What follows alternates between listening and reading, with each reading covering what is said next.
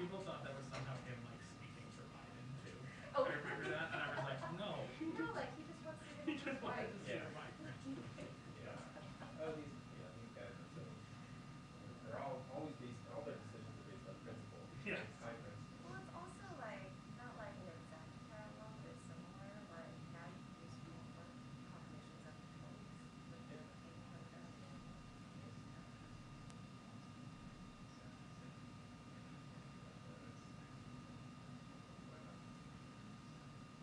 It's fun. It's not fun if you're both, but it's fun.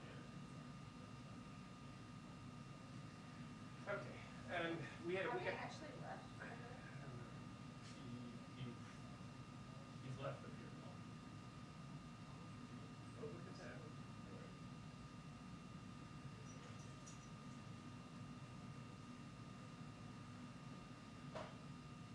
Oh, so they've left Odierno's funeral now. Yeah. Right. I guess at 3:05. Okay, because they're going to the vote Oh, okay. off the record. So Brian thinks they were supposed to read. Oh.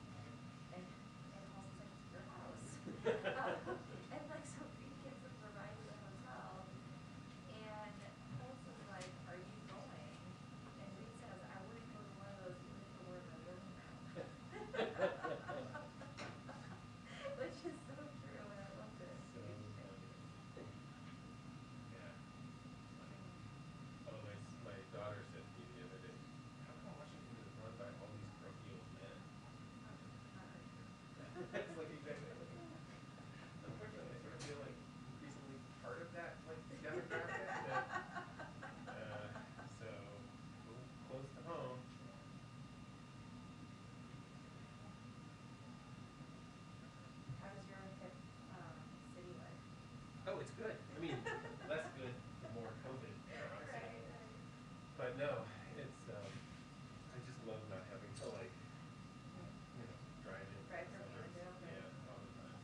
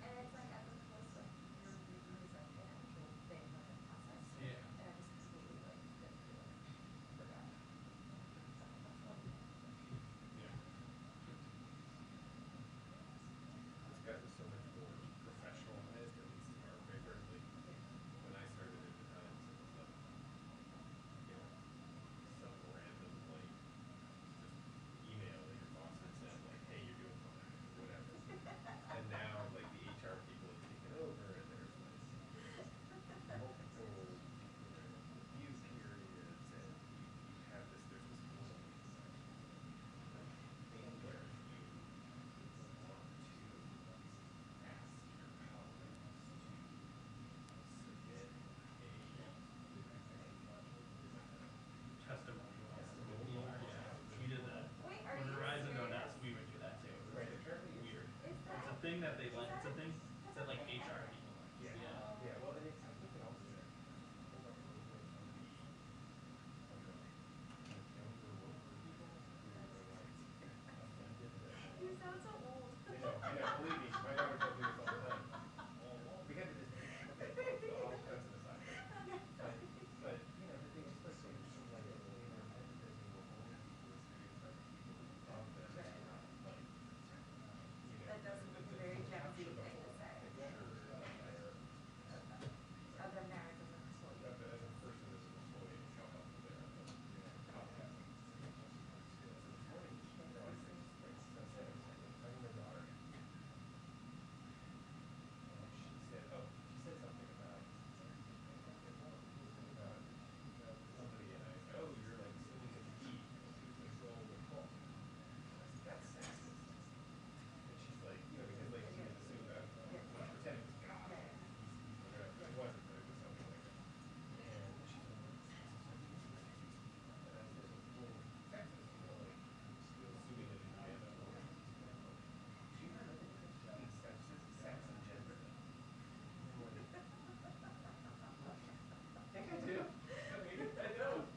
Just like, oh, you're muscular, you're what you were at birth. Like gender is broader than that.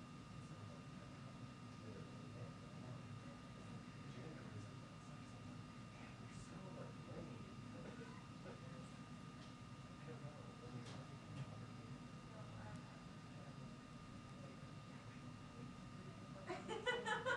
I don't know. When you're talking to other people, clearly very lame a lot of it. And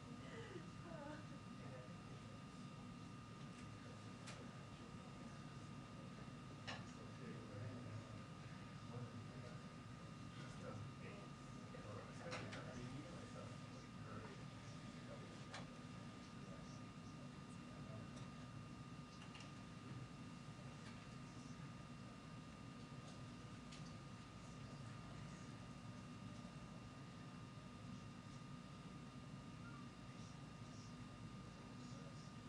You realize we cheer your arrival not only because you mean that it's starting soon, because we just, you know, want you to be here just for you. And we like you. And we like That's you. what he was trying to That's say. what I'm trying to say, is that I feel the vibes. but also because it's an indication that we might finally get a reading. I figured because I was just about to come, and then I saw like a full report being like, we're leaving the funeral. I was like, wait a minute. Wait a minute. Yeah, I know. Oh well. Yeah, I'm optimistic. I brought a book for just in case. Yeah.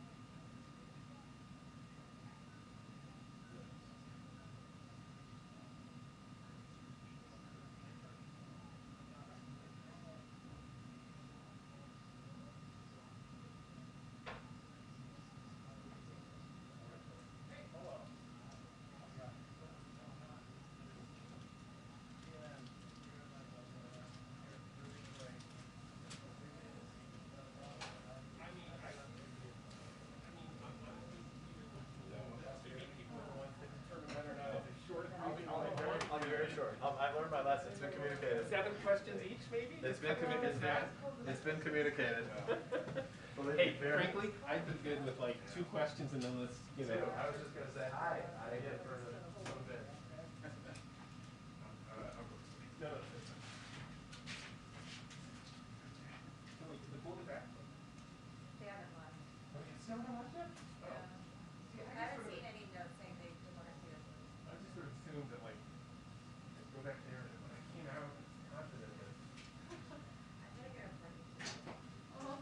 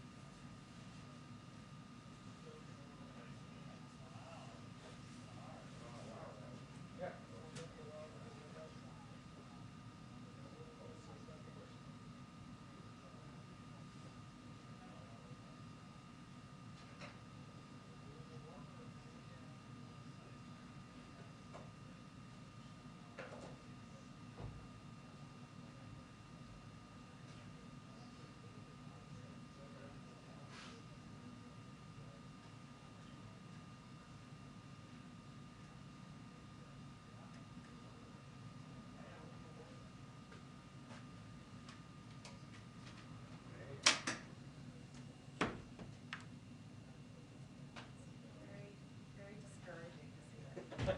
I know, right? It's a sign that she's in there, she's ready. I mean, she was up, I talked to her briefly, she was up in her office Oh. prepping, but that was like an hour ago. Oh.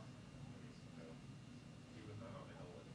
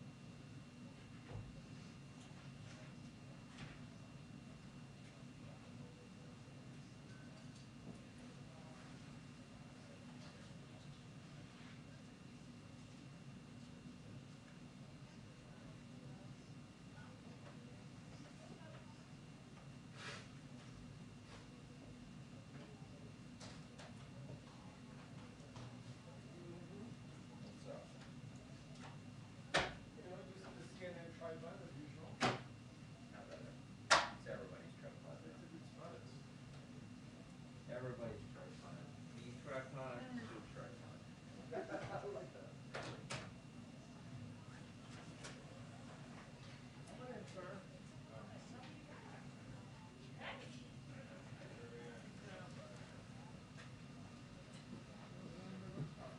Hi, Amy. Hey, how's it going? Good, how are you? What? Yes, safely, all in one piece. Oh, I watched that correctly. I want to see, do you have two separate crews? Like, are you ready to go for the briefing, or should we wait? Where are you guys? Okay. We haven't done one, but we will for a few. Yeah.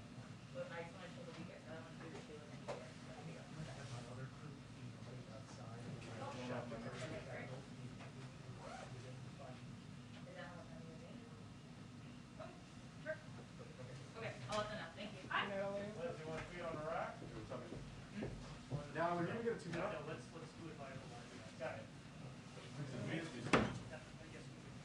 You don't know if the live account? Yeah. Okay.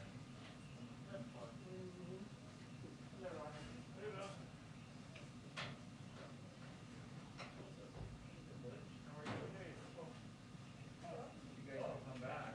Yeah, no.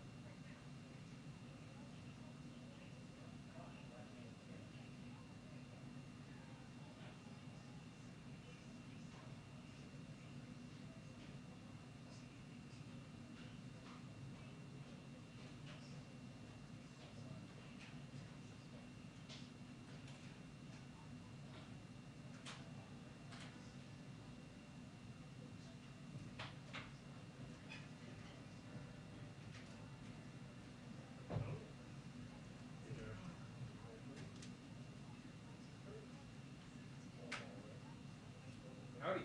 Hello. What's happening? Oh, Hi. living life. I'm Hello. trying to get that for you guys. Oh, thank you. I'm also What is the like, point in having you cross-pollinated kill White House types if you can't help solve these problems? so basically I'm just like the father to motherhead to the Bill Prescott.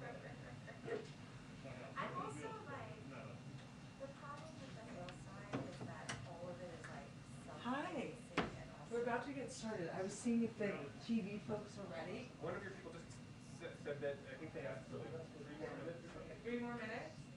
It's ABC today. It's you guys? ABC. So, well, I'm also Do like, we know where they are? because like, you know, most hill reporters Oh, are like you're mornings NBC. and like Oh, months amazing. different, like, Are you guys we're not doing like a great job of balancing ourselves and like, Yeah, yeah. having You're the ready. actual. Oh, great. and Perfect. like sharing. Well, then let's say 2 minutes. things like Great. that. So I'm trying to do like. Hi, Amy. Me and some other reporters are trying to do 2 more. minutes, Louis. Send more notes to like make sure we're like sharing, but the reminder of like it is. 2-minute warning to briefing. 2-minute warning to briefing. Thank you. Being received thus far. I'll keep you posted if I get the Biden intel. I'll also let you know. Basically, Sunmin is like the example that we must all use to our editors when we say, don't make us do this good job, don't we pay us for more. Like Sunmin. Don't get me started. It's at a very sore spot. I know. I can only imagine how horrible it is. It's great when it works. Yeah.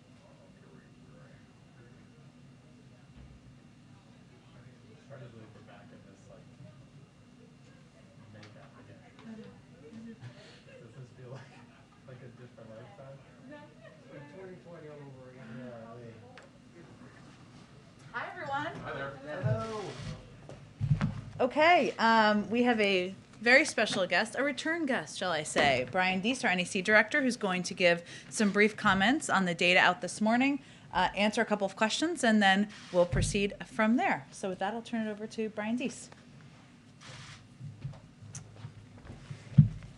Thanks, Jen. Good to be with you all today. I just at the top wanted to make a couple of points about of context on our current economic situation, and then happy to take questions that you have. So 4 quick points. First is the context on our economic recovery. We've learned, based on data that we received over the last several days, that in 2021, our economy experienced the largest single drop in the unemployment rate on record in the history of the country, down to 3.9%. The most jobs created in any year on record, 6.4 million. The strongest economic growth of any year in nearly 4 decades, coming in between 5 and 6% over the course of 2021 in all likelihood. And real household income that is taking into account of price increases increased in 2021. So just to repeat that context, the largest decline in unemployment, the most jobs created, and the strongest economic growth in nearly 40 years. The second point is we got December price data today, and I would note that we saw a welcome deceleration in the rate of price increases in a number of respects.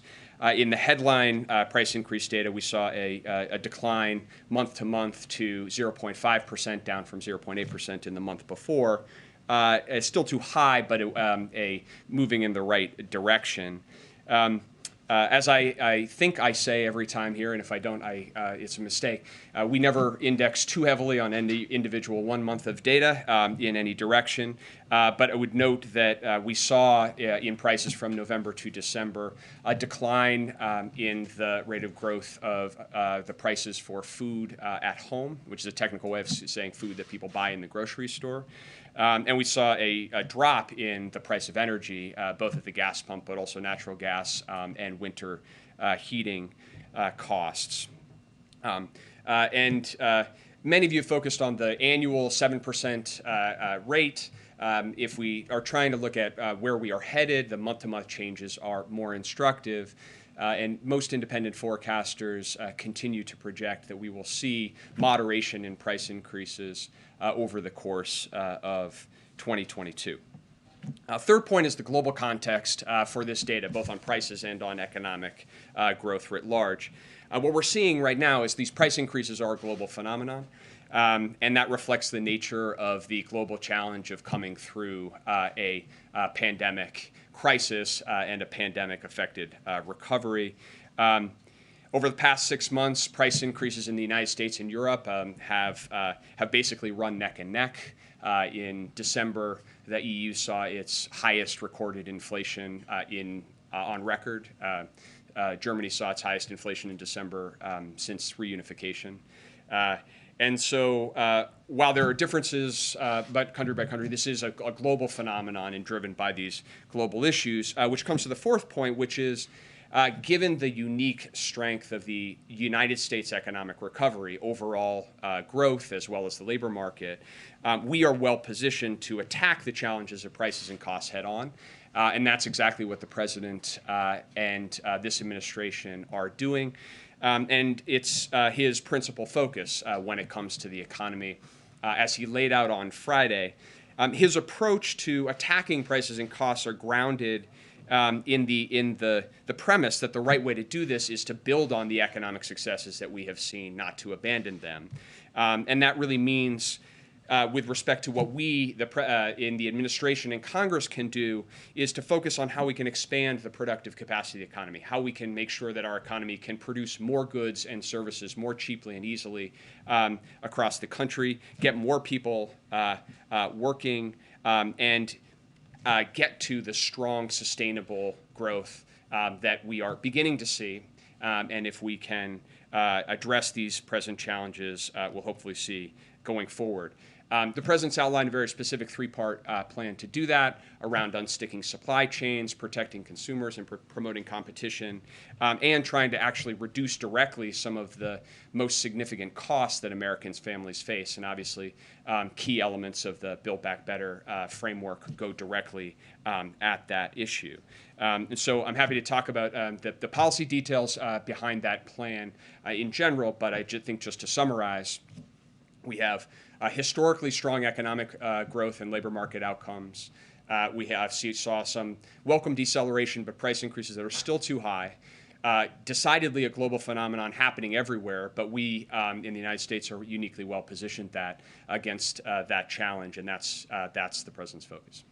All right, Jeff. Brian, thanks for coming today. The White House and other economists last spring and fall were talking about inflation being transitory, and I think at least the expectation when we were talking about it last spring was that it was going to be well taken care of by now. What did you get wrong? What did economists writ large get wrong? And why should Americans be confident when you say prices are going to get better later this year? So I think that if we look at the situation earlier in the year, a number of projections and forecasts have come out differently than we anticipated. If you look at employment, for example, virtually nobody was projecting that we would see unemployment fall as quickly as it has, and get to 3.9% by the end of this year. That's 4 years faster than the median forecaster. And so I think we've seen a number of unanticipated outcomes. When it comes to prices, what we have said consistently, focused consistently, is that this is a global phenomenon. It is connected to the pandemic and the issues that that has raised. Certainly, the supply chain challenges that have evolved over the course of time through the Delta variant and over the course of the fall have been issues that we've had to go and tackle head on.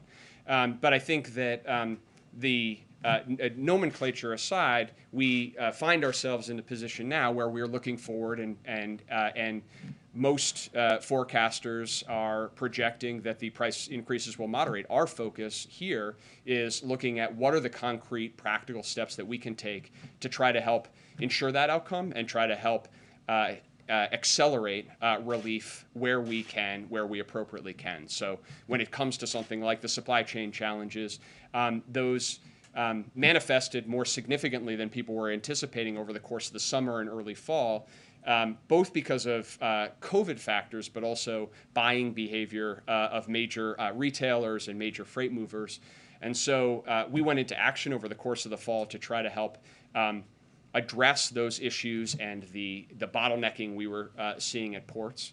Made very significant progress on that, 40% decline in the amount of time that a container is sitting at the dock. And at the same time, we still have work to do on that front, which is why even this month we're going to take additional steps with ports across the country to set up inland locations to move products and impose new fees on empty containers that are sitting idle at our ports. So we're going to stay at that and other issues, and we believe that that's the best way that we can, again, help to expand the economy's capacity to deliver goods and services to the American people. But is it the supply chain then essentially that is the reason for the incorrect forecast 10 months ago? Look, I think that our focus now is on assessing where we are and trying to address the issues in front of us in an effort to try to accelerate the course of the recovery. As I said, this has been a unique year on a lot of accounts. And so we find ourselves in a uniquely strong economic position on a number of counts, and we've got price increases that we need to tackle, and that's our focus. Thank you, Jen, and thank you, Brian, for being here. I have a quick question on some of the practical matters that you've talked about. Are you taking any steps to help people afford food, despite the figure that you mentioned that month to month the prices have gone down? My colleagues are reporting about how people are finding shortages on the shelves, how the stuff that is there is more expensive. Is there anything you can do to help families pay for that food? Well, I would say a number of things. One is when the president came into office, he prioritized early passing the American Rescue Plan. the American Rescue Plan has historic investments in actually addressing food insecurity for people who couldn't afford food. As a result, we saw hunger in the United States decline in 2021. It also included the child tax credit, another resource that are going directly to families to help address the typical costs that they face on a monthly basis. And as a result, we saw child poverty fall by 35 to 40% in America over the course of 2021. We saw, as I mentioned, we saw some welcome deceleration in the increase in the cost of food this month, and we're going to keep focused on those ways that we can address the typical pocketbook issues that the American people face. And this is one of the issues why the core economic logic behind the president's, behind the Build Back Better plan is important in this context. Because for working Americans who are benefiting from a strong labor market and more job opportunities, but also struggling with costs not only of food, but costs of childcare or the costs of health care. The components of the Build Back Better plan would directly address those issues by providing a tax cut to families directly in their pocketbook, and then reducing other of their most salient costs. So for a lot of the families that you're talking about, if they only had to pay 7% of their income in childcare, that would free up a lot of resources to invest in other monthly needs. So, short of that passing, and separate from what you have already done, the measures you mentioned, is there anything new you can do to help the food situation? Well, I would say first, what we have done is historic and has made a big difference. Number two, our central economic legislative priority is getting those elements of Build Back Better in place. And part of the urgency of that is to address precisely the challenges that you are identifying. And beyond that, we are looking at ways that we can unstick elements of the supply chain that may be getting in the way of, for example, physical product getting to market. And certainly we have seen over the course of this fall, we've seen concerns about product shortages in particular categories and otherwise. What we've seen overall, if you look at retail inventories, including grocery store inventories, they're actually higher now than they were pre-pandemic, so in a pretty healthy place. But that doesn't mean that there's logistical challenges at bottlenecks that may be localized. And to the degree that we can work with private sector companies and help, ease the challenges in their private sector supply chain, certainly we will remain open to doing that. One question on the global challenge, since you mentioned it, the president mentioned it today. Can you talk about how much you believe China's latest round of lockdowns and its zero case doctrine is having an impact on inflation, since obviously it's impacting the global manufacturing? And has the administration had any conversations with China about the factory workers, about the lockdowns? Yeah. So there's no question that the global nature of the pandemic affects global supply chains and has affected the flow of goods across economies. One of the things that we did earlier this fall was actually set up what we call an early warning system, working with a number of our American companies that rely on sourcing input components or products from Southeast Asian countries to identify where there might be COVID outbreaks in those countries. And work with the State Department and USAID and the CDC on the ground in those countries to do what we can to actually help to stabilize the situation and reduce the potential impact of a shutdown or a lockdown or otherwise. With respect to China specifically and the current moment, we're monitoring it very closely as we assess the issue today. The lockdowns are most likely to have the effect isolated in China because the production facilities in those geographies are principally suppliers to the Chinese market. But the situation is fluid and ongoing and something that we're monitoring in real time and working across the interagency, including the State Department and the CDC, to try to keep a handle on. Thank you. Brian, respecting that you said that prices are expected to moderate in the months ahead, Americans right now at the start of 2022 are setting their budgets. They're trying to figure out how much things are going to cost them, for themselves, and for their families. How much longer should Americans expect that they'll be paying these inflated prices? So what I can say is that in the context of a strong economy, most independent forecasters expect these prices to moderate over the course of 2022, and that's consistent with the administration's view. You have a president and an administration that's waking up every day and thinking about the practical actions we can take to try to help accelerate that. Protecting, unsticking supply chains, protecting consumers, make sure that consumers aren't being taken advantage of in a moment of uncertainty. So for clarity, that means by the end of 22 it's moderated, or we're kind of back to where we were before this by those projections? Well, if you look at the projections by independent forecasters, then you see moderation over the course of 22, and you get back to you get back to levels that are closer to pre-pandemic normal. But I think that in the short term, in the immediate term, I think we'll focus on the practical steps that we can take. Working with Congress, encouraging Congress to take practical steps that would have real concrete impact for those families in their lives right now, and delivering in practical, concrete ways. And I think that as we have seen with what we were able to get done in 2021 to deliver that type of relief directly to families, that can make all the difference, and that can really help to bridge this gap for families, and also help to get more people to work. That we continue to face real challenges where parents and other caregivers in this economy want to get back to work but are held back because of the cost of actually finding a quality way to take care of a kid or take care of an elderly parent. That's compounded by the pandemic, and us acting now to help address those costs for families would not only provide some peace of mind to those families. If every American family with kids knew they weren't going to pay more than 7% of their income in childcare, that would be a big weight off their shoulders. It'd also be a big benefit to the labor market by allowing more people to work as productively as they choose to. Thank you. Hi, thank you. You mentioned the port measures you're taking, setting up these off-site areas. Can you talk a little bit more about that? And the dwell fees, they've had that on hold for weeks at Port of Long Beach and Port of LA. Are you talking about imposing a dwell fee on other ports? In other words, can you give a little more detail on what you're talking about? Sure. Sure. We're going to go a little deep on ports, but this is exciting for me. No, it's good. I'm thrilled.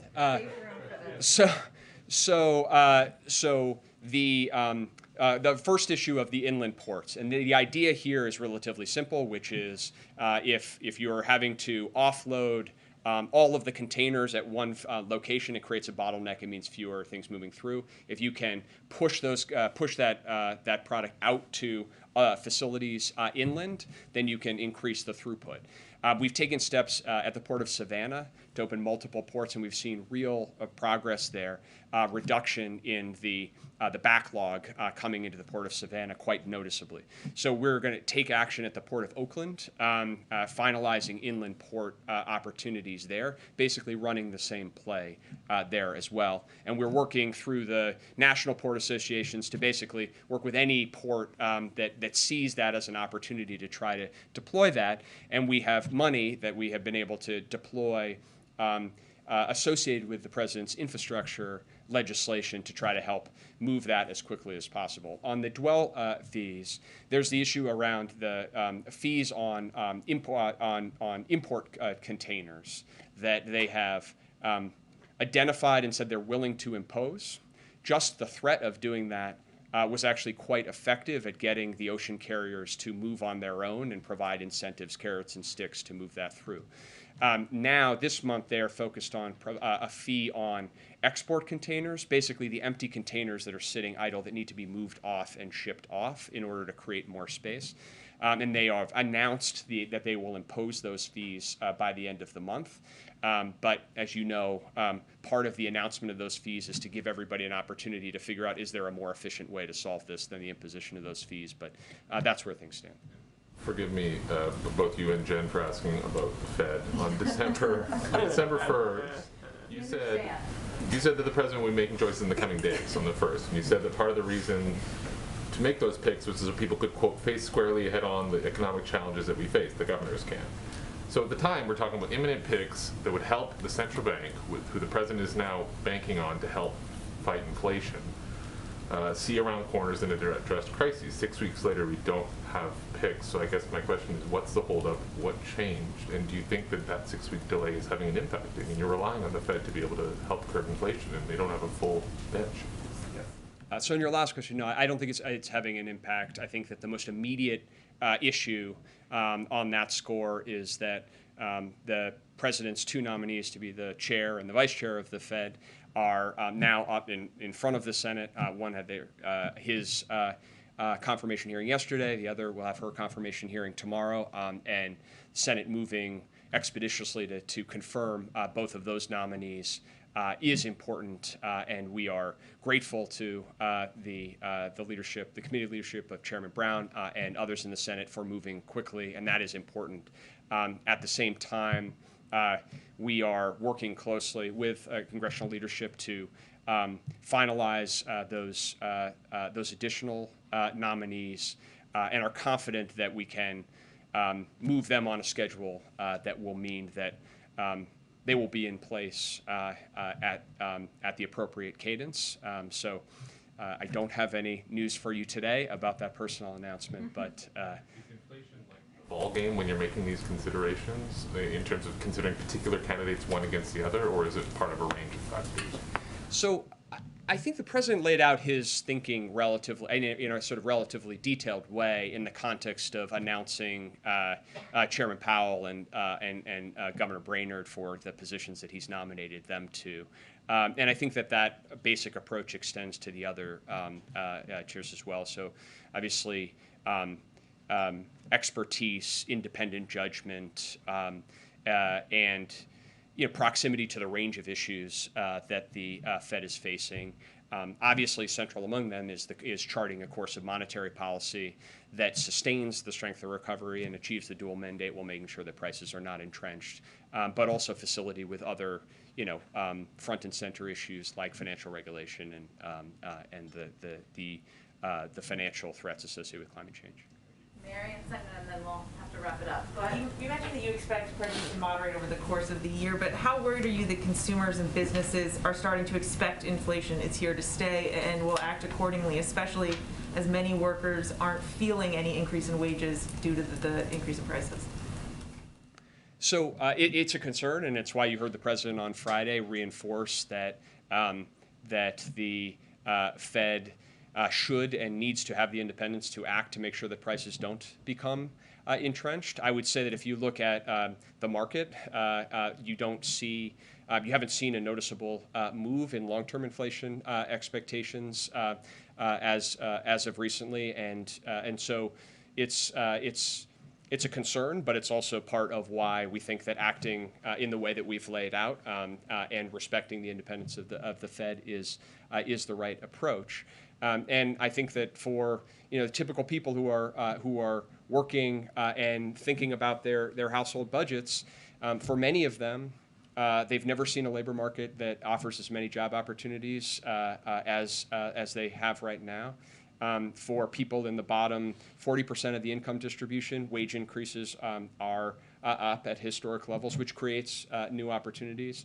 And for many people, they are taking this opportunity to start new businesses and innovate. We've seen the rate of new applications for small businesses increase by 30%, and that's an opportunity for those people and the people that they will employ, but also a real driver of innovation and a signal of the health and the kind of economy and economic growth that we can drive if we keep at this.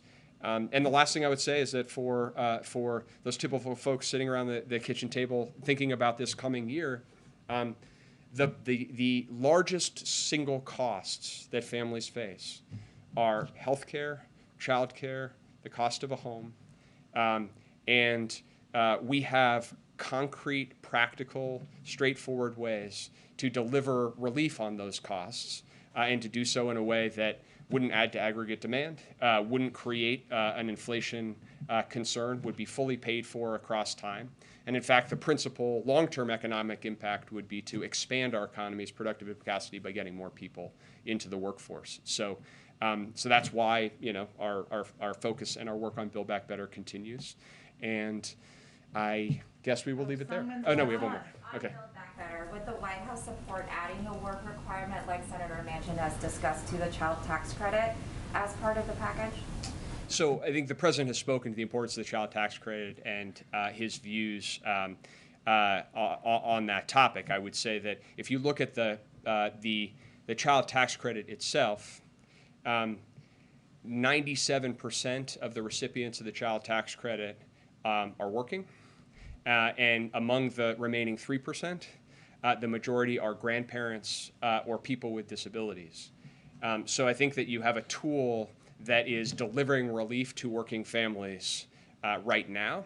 And in fact, what we've seen over the course of 2021 is that as that tax cut was delivered to families, we actually saw labor force participation and the employment to population ratio increase, meaning that we saw more people get into the workforce. And that's consistent with evidence historically and in other countries where they have similar child allowances, where you see no evidence of a negative impact on labor force participation, and in some cases a positive impact because it frees people up to work more. So certainly the president is focused on how to get more people working and make sure that that people have opportunities in this labor market, and the child tax credit is actually a very well-designed tool to do that.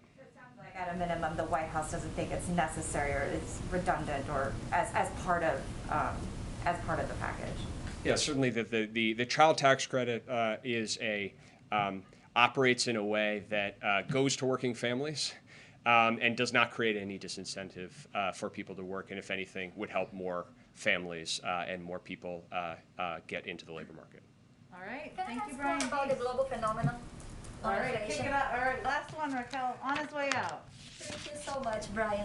What do you make of statements that the pandemic will not be the #1 public enemy for the global economy this year, but will be inflation, and how central banks around the world could be the #1 enemy of the global economy? How central banks respond to inflation and inflation? Well, what I'd say to that is they're interlinked, and that has been true and has been a feature of our economy and our economic recovery for the last year and a half. To the first question, that the more effective we are as a global community, as a United States and as a global community, at working to contain this pandemic, get it under control, reduce the impact on people and on individual health, but also on economic operations and supply chains and otherwise, the more quickly we can normalize supply chains and address the price increases, which are decidedly a global phenomenon. So I don't think that I don't think it's an either or. I think that there is an urgent and compelling priority to address the COVID pandemic globally, which is why you see this administration and the president acting across the board, from vaccines to the other support that we're providing globally, and that the more effective we are at doing that, the more runway we'll provide for the global economy to grow while mitigating price increases. All right, thank you, Brian Deese. Thank you all. Okay, I have nothing at the top. I'm mindful of the time, and I will jump around to people who have not yet gotten questions, but I will start with Alex, if you want to kick us off. I have 3 questions. First, on inflation. Brian talked a lot about needing to address snares in the supply chain, but you all have taken quite a few of those steps, and we're still seeing high inflation, shortages on shelves. So is this an issue that shows the sort of limitations of the presidency and the executive branch? Is this an issue that the president simply can't solve? I think what it shows, and you heard Brian talk about this a bit, is that it's a multi-pronged challenge. And he talked about, obviously, the steps we're taking to address supply chain challenges, and there's no question those have been impacted by the pandemic, have also been impacted by a huge increase of demand and retail purchases online that we saw across the course of the fall. So that is one challenge that we've been attacking head on. We also know that there are specific industries like the auto industry that accounts for about 1/3 of what we're seeing in terms of inflationary increases and price increases. And if you look at the purchases of cars, one of the biggest issues there is chips and the lack of manufacturing capacity here in the United States. Of course, that's been impacted by a range of issues, including the pandemic, but one of the things that we have been advocating for and pushing for is for Congress to move forward in taking steps to support and bolster our competitiveness here. That includes over $50 billion in funding for chips manufacturing. I would also say that that would also help ensure that manufacturing in the future is the capacity is increased here at home, so we're less dependent on the global supply chain around the world. So I think what it speaks to, Alex, a good question, is the multi-pronged components that impact the supply chain, that impact price increases that people have seen, the American public has seen across the country. Do you have an update on how the Iran talks are going over the JCPOA? Sure. Is the administration satisfied with how they're going? So I know there's been a lot going on. This has certainly been happening. Right now, what's happening is on Monday, January 3rd, the 8th round of negotiations commenced in Vienna, and those are ongoing. And what we're looking at and how what we'd like to remind the public of is why we are at this point now. Most importantly, none of the things we're looking at now, Iran's increased capability and capacity, their aggressive actions that they have taken through proxy wars around the world would be happening if the former president had not recklessly pulled out of the nuclear deal with no thought as to what might come next. And if you look at that step and the impact of that, the fact that the former president ripped at the nuclear deal meant that Iran's nuclear program was no longer in a box, no longer had the most robust inspection regime ever negotiated, no longer had the tight restrictions on nuclear activity. And so now where we're at, even as these negotiations are ongoing, and as we conveyed back in December, that we were a bit frustrated by the lack of seriousness that negotiators came to the table. They've come back, and now we're back at the table again, as I noted. But because of the last administration pulling out of the nuclear agreement, now Iran's program has been rapidly accelerating. Iran directly attacked our partners in the Gulf, and its proxies began attacking U.S. troops again in Iraq. And the United States had become totally isolated internationally. So what we've been working to do is rebuild those relationships, our partnerships with countries around the world, get back to the table so we can have that increased capacity and ability to see what is happening with the program. But right now the negotiations are ongoing, and we're, of course, eager to see the diplomatic path move forward. More on voting rights. You guys have talked about yesterday's speech and the president's actions this week as him showing that he's putting his whole presidency behind this issue. But if it doesn't pass next week, what does that say about his presidency and his political clout? And what would you say to Democratic base voters who have seen, potentially not just one legislative failure with Build Back Better, which has been shelved, but potentially a second legislative failure in a month? How do you convince Democratic voters to vote for you? What I think we would say to any American, whether they're Democratic-based voters or not, is that the majority of the American public elected the president to do hard things and to fight for hard things, including fighting for issues that may feel like an uphill battle, but that are vitally important to protecting fundamental rights of the American public. Every single major legislative effort that the president has undertaken that he's been a part of has been subject to all manner of speculation and criticism about whether it would happen or not. And if the president paid attention to that, he probably wouldn't have run for president to begin with. So his view, and I think the view of many in the Senate and many Americans, including the activists you referenced, is that it is time to fight, that protecting people's fundamental rights, this is a defining moment that will divide everything before and everything after, when the most fundamental American right that all others flow from, the right to vote and have your vote counted, is at risk. And he is going to be working the phones. The vice president will be working the phones. As you know, he's heading up to the Hill tomorrow to speak to the caucus and make the strong case that you heard him make publicly, directly to members tomorrow. And, you know, I think that's evidence that he's going to fight even when it's hard. Go ahead, Mike. If I could ask just 2 questions on COVID testing. Mm-hmm. So about 3 weeks ago, you and I had an exchange in this room in which I That made it sound nefarious. I don't remember it that way. nefarious, but I posited a bunch of questions that you couldn't answer about when the tests would be available, how many Americans would be able to order per family, you know, when they would be rolling off the, you know, actually rolling off the factory floors, but then delivered to people and in their hands. Sure. It's now 3.5 weeks later. Are there any answers to any of those questions yet? Well, I would say first we've put out a number of steps that have been taken since that point in time. The pleasant and democratic exchange we had in this briefing room a few weeks ago, Mike, but including a number of contracts have been signed. There was an RFP, a request for proposal, that was put out. It was important for us to take the time to assess and work closely with manufacturers and distributors to understand what they can ship and by when. Of course, it's vitally important when this website goes up and people are ordering it that they actually get what they order, right? So that's what we've been working on. So a number of those contracts have been signed.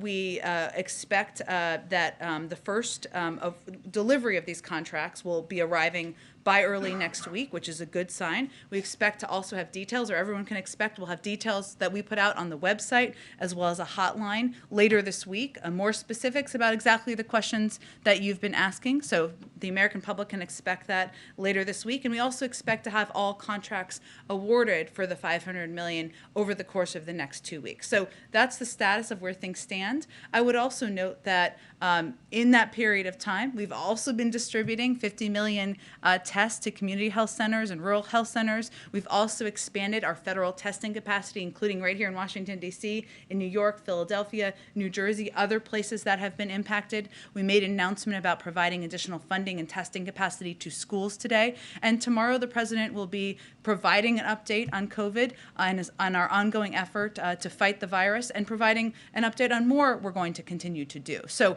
that's what we can expect, but I would say we've made a great deal of progress in the last few weeks. Just to follow up on that, Yeah. fair to say that you know, with half of January finished and the first of the doses beginning to arrive maybe by next week, that there's no way that 500 million tests are going to be delivered and in the hands of Americans by the end of this month. Well, that's why we said at the time that we would begin to get these tests, and they would begin to go out to the American public in January. And we're exactly on track for that.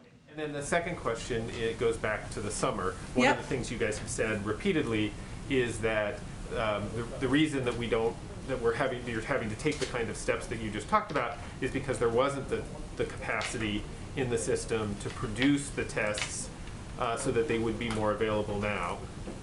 Back in the summer, when demand for tests dropped off because Americans were more interested in getting vaccinated, and the CDC was saying, hey, if you're vaccinated, you don't need to test, and so understandably demand dropped off.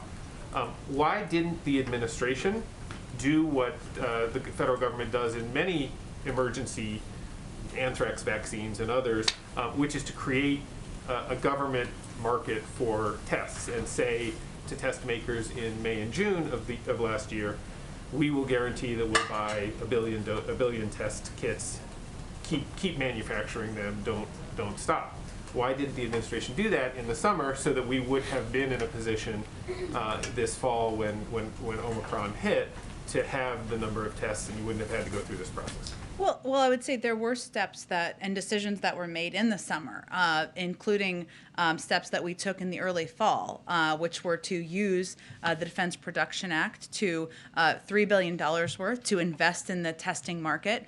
We expanded, in part as a result, the testing capacity by 4 times. We quadrupled the size of it. And we also took a number of steps through that period of time to expand the number of tests that were on the market. Obviously, the FDA works on their own process, but now there are 9 tests. There were far fewer, about half of that number, back in the summer. So there were a number of steps that were taken over the course of time, not just in December, not post-Omicron, to expand and build the testing capacity. Okay, Karen. Thanks, Jen. You mentioned that tomorrow the president's going to give an update on the COVID Mm-hmm. effort. Can you give us any more details on that? Is there going to be a major announcement? What will he be talking about tomorrow?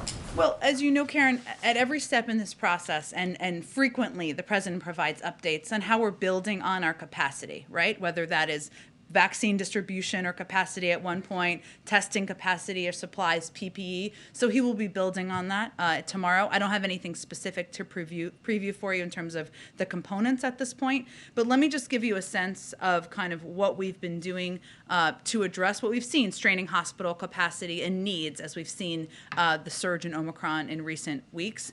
To date, and he'll talk more about this tomorrow and build on it, is my point here. So we have helped more than 38 states and territories and deployed over 2,100 federal personnel and thousands of ventilators, ambulances, and other critical supplies. In addition, more than 13,000 National Guard members have been activated in 48 states to support vaccination, testing, and clinical care. These deployments are fully paid for, of course, by the federal government. Hundreds of military doctors and nurses are already on the ground in New York, New Hampshire, Vermont, Pennsylvania, Indiana, Michigan, Wisconsin, Minnesota, Missouri, Arizona, New Mexico, with more to follow, and we're building on that. And this is all in addition to the hundreds of FEMA and HHS clinical staff. We've also shipped nearly 5.5 million pieces of PPE, from hospital gowns to N95s to gloves, in the last 2 weeks alone. And we've also invited our FEMA administrator to come and give you guys an update. Hopefully we'll be able to do that by the end of the week. But point is, we've been deploying a number of federal resources, and the president will talk more about specifics and more steps to build on that tomorrow.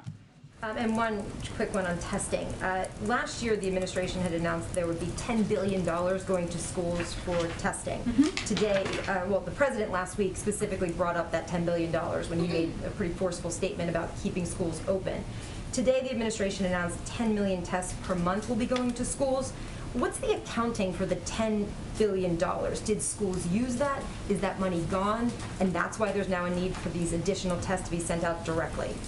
Well, the funding and money went to states to distribute to local school districts. That's how it essentially functioned. I think what the announcement today, and I'm happy to check on the specifics of the status of it for you, what the announcement today it reflects is our desire and our commitment to keep schools open and do everything we need to do to help keep schools open from the federal government. Now, a number of schools in nearly every state across the country has made arrangements with testing providers to provide schools with tests using that $10 billion in funds that you referenced, but it's been used in different ways from school district to school district. And so this is just a reflection, which has been consistent with how we've approached our efforts against the pandemic, to build on what we know works, and a reflection of our commitment to help school districts stay open. Go ahead in the back. Hi, Jen. 2 questions for you. Sure. First of all, I wanted to follow up on the president's visit to Georgia yesterday. Yeah. That's one of our markets where voter restriction bills have passed and been signed into law in the past year. The Brennan Center for Justice says nearly 100 more bills are pending this year in state houses across the country. Does the president feel powerless right now to stop more voter restriction bills from passing at the state and local level? Well, I think we have to the president believes we have to take a multifaceted approach. And no, he certainly does not feel powerless, but he thinks that one of the most effective roles he can play now is by advocating for Congress to pass 2 pieces of voting rights legislation that will help put in place a baseline of protections for states across the country. So there is not that inconsistency. And of course, as you know, Georgia is one of the states. 19 states across the country have already passed laws that are putting in place additional restrictions to make it harder to vote. More to come. That's why it's so important to move forward with legislation on the federal level. My next question is on climate. Last month we went to New Orleans. They had a very large climate conference there, thousands of researchers and scientists. And when we were there, we met a homeowner. He lost his house to Hurricane Ida. His grandmother lost her house to Hurricane Katrina. He blames climate change. He wants action now.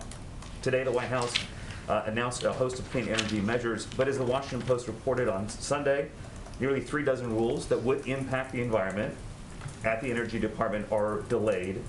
The president's climate plan is stuck in the Senate at the moment. So does the president have a sense of urgency about climate? And if so, how is it not just important to the president, but urgent? Well, I would say that the president is eager to get climate legislation passed, and there's an enormous, historic, largest ever investment in addressing the climate crisis in his Build Back Better agenda and plan. Of course, he wants to get that across the finish line, but he is not waiting for Congress to act. That is why he has taken steps to tackle superpollutants, phasing down HFCs, rallied the world on methane in Glasgow, stood with auto workers and America's big car manufacturers to roll out plans to boost electric vehicles, put America on track to ensure that 1 of every 2 cars sold will be zero emissions within the decade.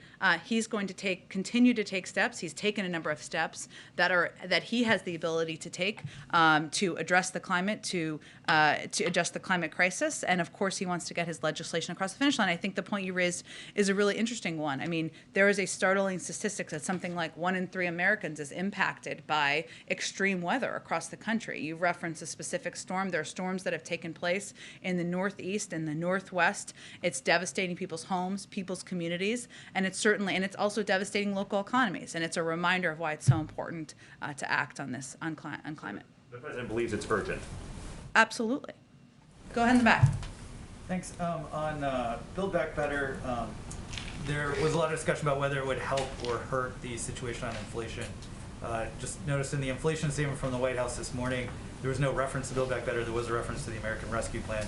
Just wondering if that reflects anything about the view of the White House on the prospects for Build Back Better or the role it could play in the situation on inflation.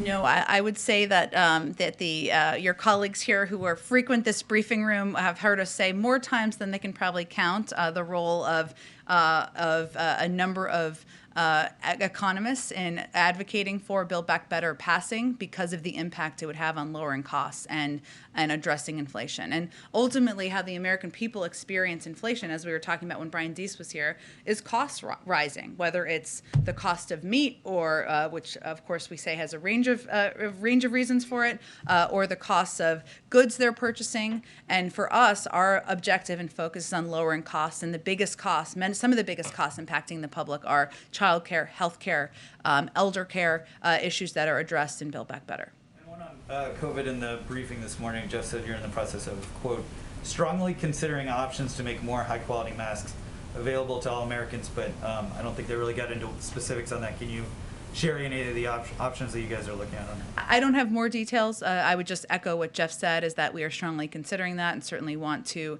ensure that everybody has the necessary protections as we continue to fight the virus. Go ahead in the back. Let's see. Go ahead, Jonathan. Okay, thank you. 3 years ago, a New Jersey college student was murdered after getting into a fake Uber.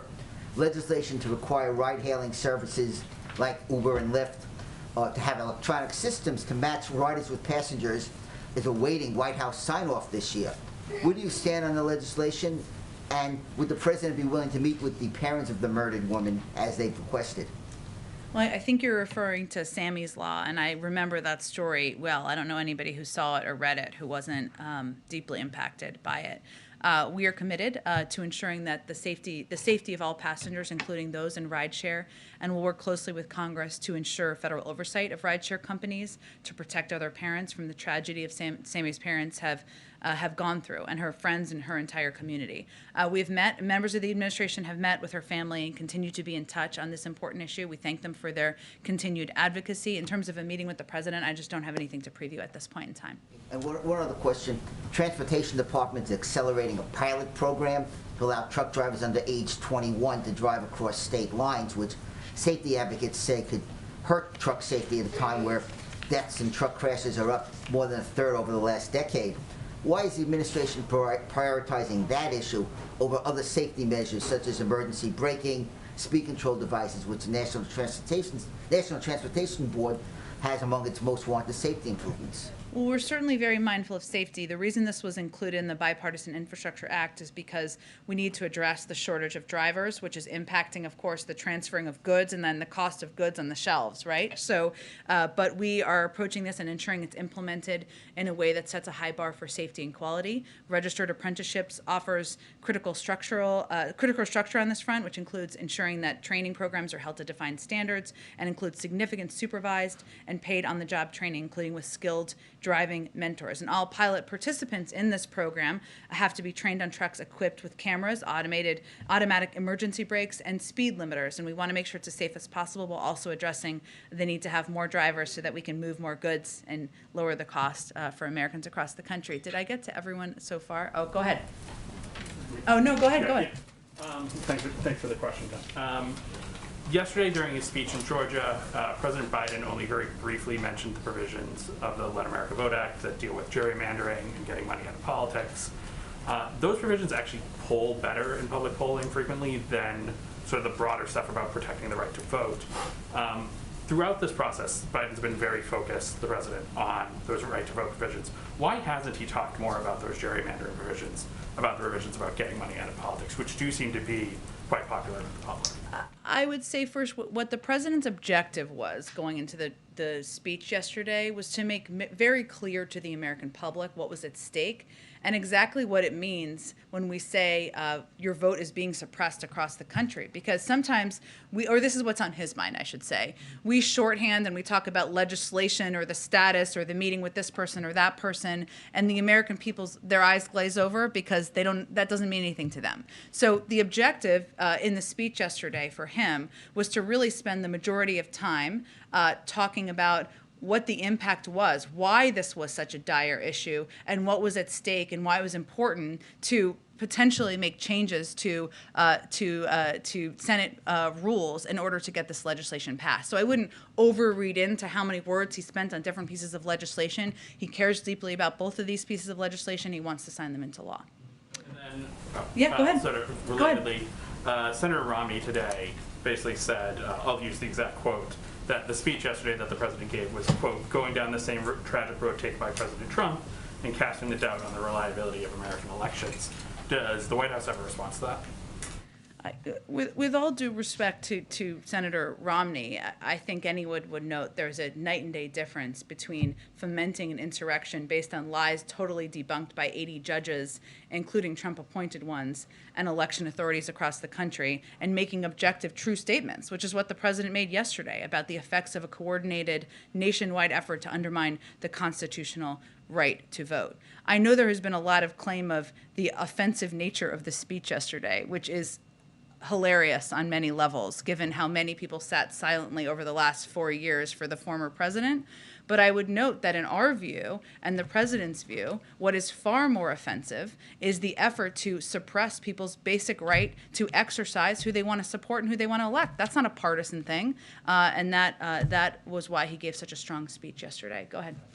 On the issue of masks and this push to expand access to high-quality masks, health experts have long been urging and calling for Americans to upgrade their masks. So why wait till now to push for this wider availability of better masks? Like, what's taken so long? So just to be clear, there is no shortage of masks on the market. That is not an issue. I know that my colleagues from the COVID team made clear that we have a strong stockpile, over 750 million masks that we have at our disposal, widely available, N95 masks, other masks. What the CDC director conveyed is that they're in the process of updating information on their website to help address and answer these questions. Their guidance currently is a well-fitted mask, but what we're trying to do is continue to be responsive to what people's needs are across the country and make sure they're getting the supplies where we need them. But there's no shortage. There is a wide 750 million masks that we have available. To Mitch McConnell today, who had some strong words for the president, called his speech a rant, incoherent, profoundly unpresidential, but he also accused the president of shouting that 52 senators and millions of Americans are racist unless he gets whatever he wants. Well, I know the president was asked about this and said, a version of this, I should say, and he said he considers Mitch McConnell a friend, and that is true. That is why is it even more disappointing that someone who has supported and advocated for voting rights in the past, wrote about it in his book, has talked about it publicly, and repeatedly voted for the extension of voting rights protections, is on the other side of this argument now. And I think it clearly struck a nerve, the president's speech yesterday and the vice president's remarks. I think there's evidence of that.